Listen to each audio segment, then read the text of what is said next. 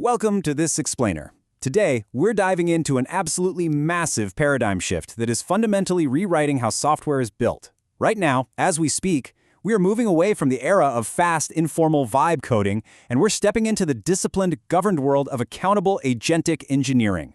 The source we're exploring today outlines an incredibly powerful framework known as the energetic paradigm, or EP. And its core argument? This transition isn't just about writing code faster. Not at all. It's a complete overhaul of the control architecture of software production. We're looking at a world where large language models convert context into computation and agents convert intention into action. So today, we're going to learn exactly how to control that entire process. Here's how we're breaking things down today. 1. The end of vibe coding. 2. Software 3.0 control panels. 3. The verifiability boundary. 4. The 8 EP layers. 5. Agent-native infrastructure. And finally, 6. The 10-gate control stack. All right, let's jump straight into part 1, the end of vibe coding. Look, we've all been there, but a working demo generated by some vague prompt is absolutely not evidence of a reliable system. Vibe coding was a great first shock to the system, right? It allowed so many more people to build personal tools running purely on hopes, prayers, and 2 a.m. prompt engineering. But the reality is it hides fragile assumptions, major security holes, and totally uncontrolled costs. It's fantastic for quick experimentation, but it is entirely insufficient for serious production. Instead, we need agentic engineering. This is where we actually use agents to accelerate production, but with controlled execution, explicit specs, and strict verification gates. We are essentially contrasting chaotic, unpredictable motion against structured, accountable engineering. And that brings us to a really vital reframe. The core question is no longer, can the model produce code? We already know it can. The EP reframe asks a much better question. Who controls the path from intention to deployed consequence? And what exactly prevents a stochastic random output from becoming a structural failure? We are moving completely away from just generating language output to controlled execution, where agents are actually modifying files, deploying live services, and spending tokens. In this new world, control isn't just some decorative safety layer you tack on at the end. It is the core mechanism itself. Moving right along to part 2, software 3.0, control panels. Think about how things used to be. In the past, humans wrote explicit, rigid rules. Then we moved to using learned weights. But now, in software 3.0, prompts, files, tools, screenshots, examples, and instructions, they all combine to become an entirely new operating surface. The context window is no longer just input text that you're talking to. It is literally an energy routing control panel. Whatever enters that context fundamentally shapes what tools the model selects, what it chooses to ignore, and what risks it creates. A vague prompt can spiral into a terrible plan, and a single missing constraint can turn into a highly dangerous deployment. In this paradigm, a prompt is really a partial operating program that absolutely requires constraint discipline. Now, this brilliantly illustrates a phenomenon the paper calls a conversion collapse. Imagine a traditional app that visualizes a restaurant menu. Back in the day, that required an OCR pipeline to extract the text, application logic to map it out, an interface renderer, a hosting stack, the whole shebang. But today, a multi-modal model can absorb all of those functions instantly just by looking at a photo and directly rendering an overlay.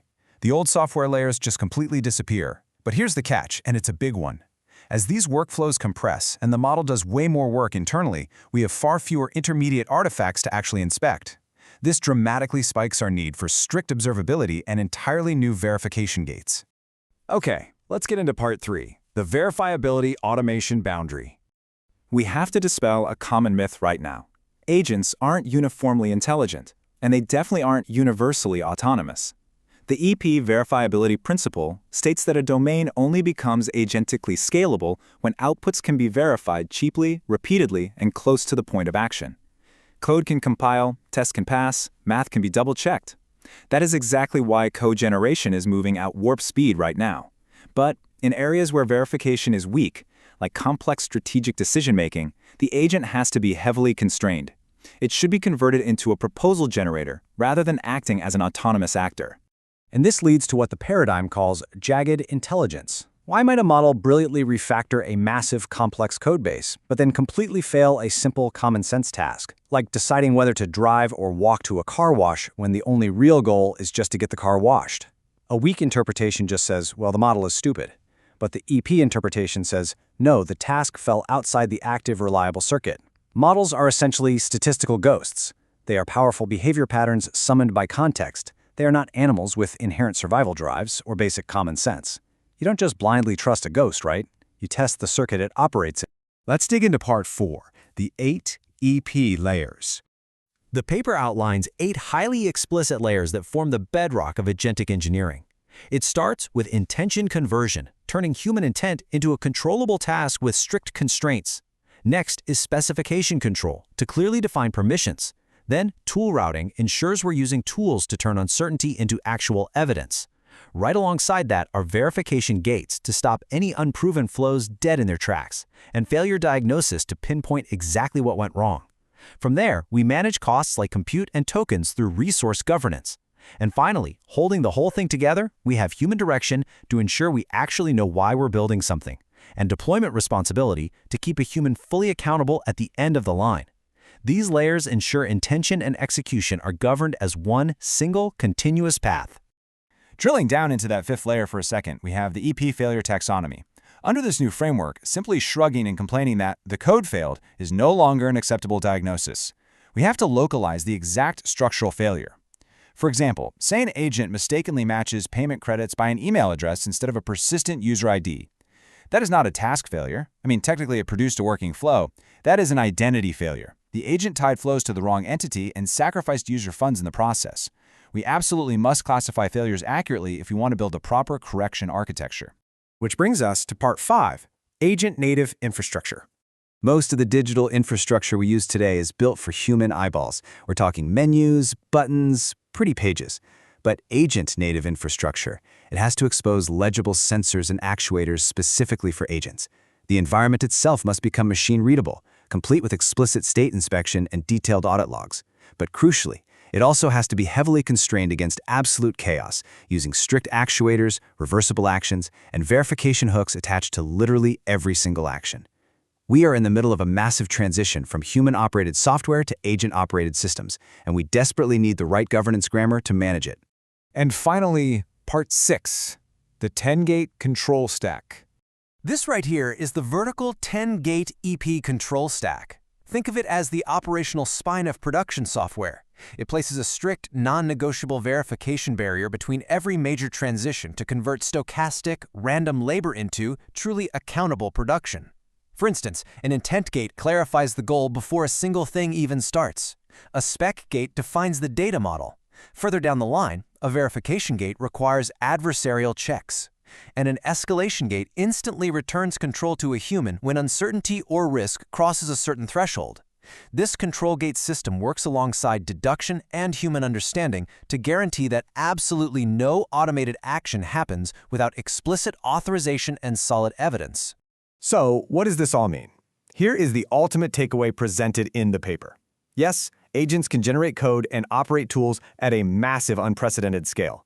But uncontrolled agentic capability is just brittle motion. It'll break.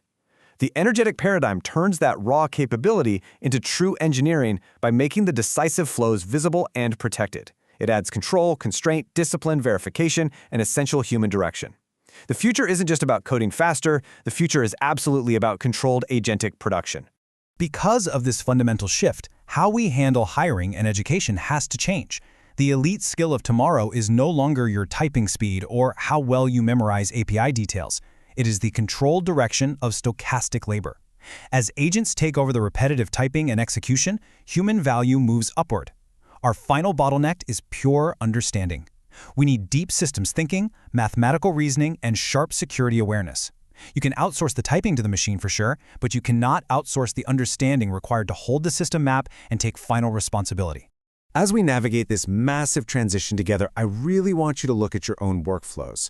Are you just using AI to type faster, or are you actively building the control architecture needed to actually survive and thrive in the agentic era? It's a critical distinction, and it's the one that will separate the hobbyists from the true engineers of tomorrow. Thanks so much for joining this explainer, and I genuinely hope it changes how you think about building software going forward.